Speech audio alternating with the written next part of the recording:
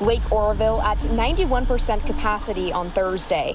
The water levels are rising, and the DWR is starting to make more water releases. Scientists are panicking because Lake Oroville just did the impossible 1 minute ago. It rose 23 feet in a few hours without any help from the weather or rain. This huge surge happened in the middle of the night, and no one knows where the water is coming from. So will rivers downstream be able to handle this extra flow? It is not just a little bit of extra water. It is a massive mountain of liquid pushing up from below. If the dam cannot hold this unexplained pressure, millions of people downstream are at risk. Here is the tiny detail that almost everyone misses. The water is not from rain. Hidden surge, no one saw coming. The sensors at Lake Oroville triggered an alert that should not exist in the real world. Overnight, the surface of the reservoir climbed 23 feet without a single drop of rain falling on the area.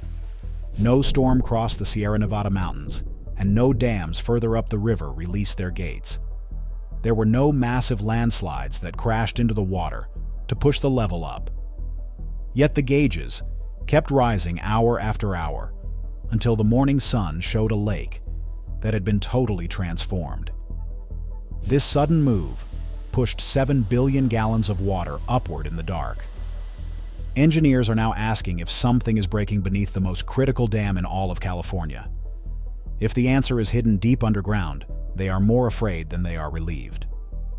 The first strange reading came into the control room at 2:17 in the morning. A station on the east side of the dam logged the water at 847.3 feet.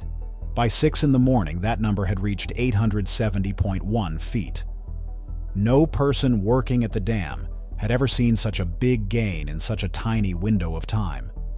The backup systems confirmed the path of the water, and even the manual tools matched the digital numbers within 2 inches.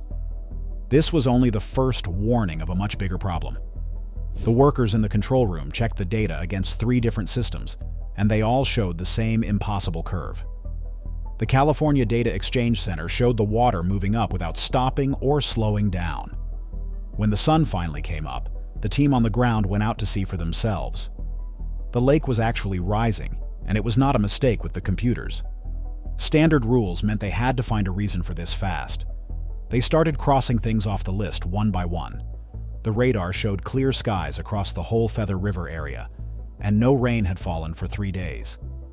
The reservoirs upstream said they were holding steady, and no one had let any water out for an emergency. The earthquake monitors did not feel any landsliding into the lake, and satellite pictures showed no trash or dirt floating in the water. Even the river level stayed flat, which meant there was no hidden surge coming from the surface. Every normal trigger was gone, but the water kept going up anyway. By 8:30 in the morning, crews reached the eastern shore and saw the truth with their own eyes. The water lines had moved inland by more than 60 feet in just a few hours. The intake tower, which is usually surrounded by dry rock, now had waves hitting its lower platform. The buoys that were anchored months ago were floating in spots that did not match their maps anymore. Pieces of wood were sitting on benches that should have been 10 feet above the water. A supervisor wrote down a single note that would start a massive emergency. He said the shoreline had moved, and it was not a computer error. Lake Oroville is not just a normal lake. It is the main part of the State Water Project, which is the biggest public water system in the entire world. The reservoir can hold 3.5 million acre-feet of water, and it feeds pipes that go from the Sacramento Valley all the way to the border of Mexico. More than 27 million people count on the water that goes through these gates. What happens at this lake affects everyone in the state. Farms across the Central Valley get their water based on how high the lake is. The power plants inside the dam make enough electricity to help 800,000 people. Every foot the water moves up or down means millions of gallons and billions of dollars. When this lake acts strangely, the whole state of California holds its breath. To put it in simple words, the lake is the heartbeat of California. But here is where it gets tricky. Ghost of 2017. The scars from the year 2017 have never truly gone away for the people living here. In February of that year, very heavy rains pushed the lake toward its limit. The workers turned on the main spillway to let some pressure off. Within just a few hours, a giant hole opened up in the concrete path. Mud and water went flying down the side of the hill. The engineers had to switch to the emergency spillway, which was just a dirt hill that had never been used before. That dirt path started washing away in minutes, and the water started eating back toward the dam itself. The leaders told 188,000 people they had to leave their homes right away. It was the biggest leaving homes for a dam in the history of the country. Families had to run away with only what they could carry in their arms. The danger only stopped after they let a lot of water out and did some fast repairs. But the fear stayed in everyone's hearts and minds. For the towns along the Feather River, any weird news at the dam makes people scared immediately. Seeing the water rise and hearing the sirens brings back memories of running away in the middle of the night. These are not just stories. They are things people actually lived through. When the gauges started climbing this time, without any reason, those old fears came back faster than any official news could stop them. This unexplained surge made everyone stop thinking and start acting. The Department of Water Resources started its emergency plan before noon. Teams for dam safety got together at the main center. People were sent to check every single part of the dam wall. The phones were ringing off the hook to tell the government and the local water towns what was happening. Papers and checklists that had been sitting for years were suddenly the most important things in the room. Every little leak or drain now needed a pair of eyes on it. When the investigators got to the edge of the lake with their tools, the shore did not look like the maps they had. Mud flats that were supposed to be dry were now under the water. Roads that people used during the dry times just ended at the new water line. What happened next was a total shock to the scientists on the scene. The ground was so soft that the crews had to stop using some of their paths. The dirt that usually held up big trucks had turned into mud overnight. The safety rules said they had to take pictures of everything that looked weird. They had to be very careful with the water samples they took to make sure no one messed with them. The samples were locked up and sent to a big lab. The workers there put barcodes on every bottle and started doing tests right away. They checked how well the water carried electricity and how cloudy it was. Then the chemical results started coming in, and they were not what anyone expected. Wait, there is one big problem with the water chemistry. Truth rising from the deep. The lab tests showed things in the water that did not belong there at all. The lithium levels were 4 times higher than they should be for normal lake water. There was also a lot of boron, which is usually only found deep inside the earth, where it is very hot. There were even rare metals that showed this water had been touching rocks deep underground for tens of years. The chemicals were telling a story that the gauges could not explain. Another test looked at the atoms in the water, and it made the mystery even deeper. The oxygen and other parts of the water did not match the rain that falls in the mountains. They found minerals that only form when there is a lot of heat and pressure.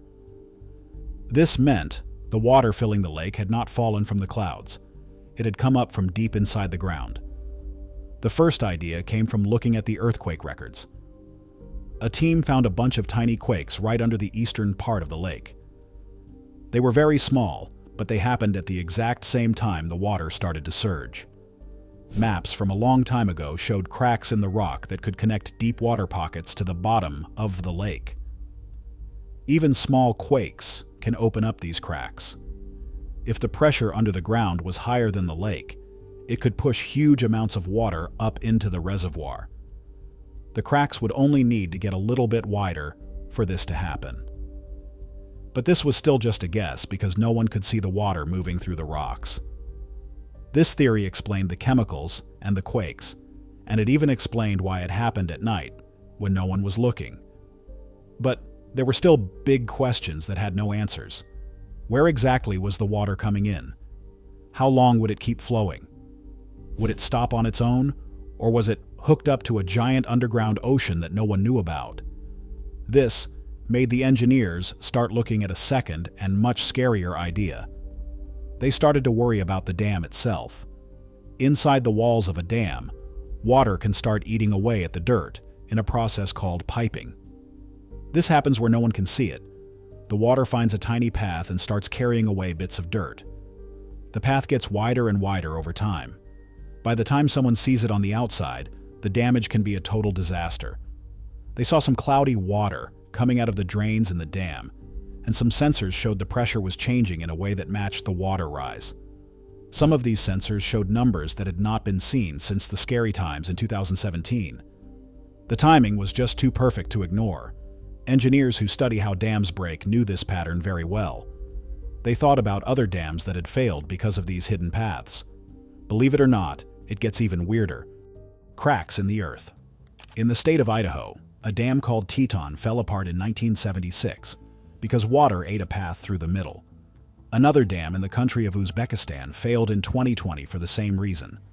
There was also a huge disaster in Italy where 2,000 people lost their lives because the leaders did not listen to the warnings. In all those stories, there were signs early on that something was wrong, but the people in charge waited too long to do anything. These memories made the leaders call in an outside engineer to check the work. Her job was to look at the data and make sure no one was lying to make themselves look better. People did not trust the water department after what happened in 2017, so they needed to be very honest. To ensure absolute precision, she ordered a comprehensive battery of tests from an independent laboratory, hoping a fresh perspective might reveal what the first round of data had missed. This new team deployed high-frequency hydroacoustic sensors, using sound waves to create a three-dimensional map of the subterranean currents moving beneath the lake's surface. They also installed a series of sensitive pressure transducers along the dam's concrete face and within its deep earthen foundations. These instruments were designed to detect the subtle breath of the structure, determining if the water was pushing through microscopic cracks in the dam itself, or if it was seeping through the porous canyon walls from the outside. However, scientific data moves at a human pace, requiring days for processing and analysis. The lake, governed only by gravity and the relentless pressure of the storm, did not wait. It continued its steady, silent ascent, inching higher against the gray stone every hour. On a narrow street just a few dozen yards from the swelling shoreline, Maria stood at her kitchen window, her hands gripping a cold cup of coffee. She watched as the waterline claimed another foot of the gravel bank. For Maria, this wasn't just a weather event. It was a haunting repetition of history. She had lived through the last big leaving, that chaotic evacuation years ago when the sirens in the canyon had screamed for hours, a sound that still lived in the back of her throat. Now, that familiar cold knot of dread was back, tightening with every ripple. Her neighbor's wooden dock, once a place for summer barbecues, was already submerged, its railing barely visible above the churning surface. The primary access road leading to the local marina was no longer a road at all. It was a slurry of thick, gray mud and debris, effectively cutting off the lower neighborhood from the main highway. When she called the emergency management line, the voice on the other end was polite but detached. They told her they were monitoring the situation and that no official orders had been issued yet. Maria hung up, looking at her grandchildren playing on the rug. She told her family they were not going to wait for a government siren this time. She began methodically packing family photo albums, birth certificates, and heirlooms into plastic, waterproof bins. Her trust in the local leadership had eroded long ago, washed away by previous broken promises of safety. For families like hers, being perpetually ready to run had become a grim necessity of modern life. They lived with a permanent go-bag mentality, with essential supplies stacked by the mudroom door and their trucks kept with full tanks of gas, backed into the driveway for a quick exit. Further downstream, where the lake fed back into the winding river system, the local ecology was already beginning to buckle under the strain. The water had become a thick, opaque brown, choked with silt and runoff. This turbidity was a death sentence for the local salmon population. The fine sediment coated the gravel beds where they needed to lay their eggs, effectively suffocating the next generation. Even more concerning was what lay hidden in the silt. The violent movement of the water was stirring up legacy metals, mercury, and lead from old mining operations that had sat dormant at the bottom of the lake for decades. If these toxins entered the main current, the flood wouldn't just be a matter of property damage. It would be a long-term poison for the entire watershed. That is just the tip of the iceberg. Wild theories from the valley. Let's switch gears for a second and look at the crazy ideas people are talking about. When science cannot explain something right away, people start coming up with their own theories, fueled by the silence coming from the official press conferences. Some people believe that there is a massive ancient sea trapped deep under the Sierra Nevada mountains, a prehistoric reservoir that has been sealed away for millions of years. They think the recent tiny earthquakes were not just minor tremors, but the sound of the Earth's stone floor cracking under immense pressure, finally letting this ancient water spray out like a giant fountain into the bottom of the lake. This would explain why the water is suddenly full of weird minerals and lithium that do not match the historical records of the watershed. If this is true, it means there could be millions of years of water waiting to come up from the abyss. A discovery that would change everything we know about how much water is actually stored inside the Earth's crust. Other people have an even wilder theory that points the finger at human interference rather than nature. They think the government is doing secret tests deep inside the mountains, building things the public was never meant to see. There are persistent rumors of massive tunnels being dug for high-speed travel, or secret bases designed to withstand a global catastrophe. Some think a massive industrial drill hit a high-pressure underground river by mistake, and they are now trying to hide the error by letting the water fill the lake under the guise of a natural event. They point to the fact that the surge happened at night when tourists and hikers were not watching as proof of a massive cover-up. While this sounds like the plot of a movie, it is exactly what people are whispering in the coffee shops and diners near the dam. They do not trust the official news, and they want to know why unmarked military vehicles have been seen patrolling the eastern arm of the lake, where the water seems the most turbulent. There is also a theory about the hollow earth water that has begun to circulate on local message boards. Some believe that the Earth has giant pockets of water that are miles wide, held in a delicate balance by the pressure of the crust. They think the weight of the dam itself, which holds back billions of tons of water, finally caused the ground beneath the canyon to snap like a brittle twig. This would be like a balloon popping under the water, forcing everything from below to rush to the surface.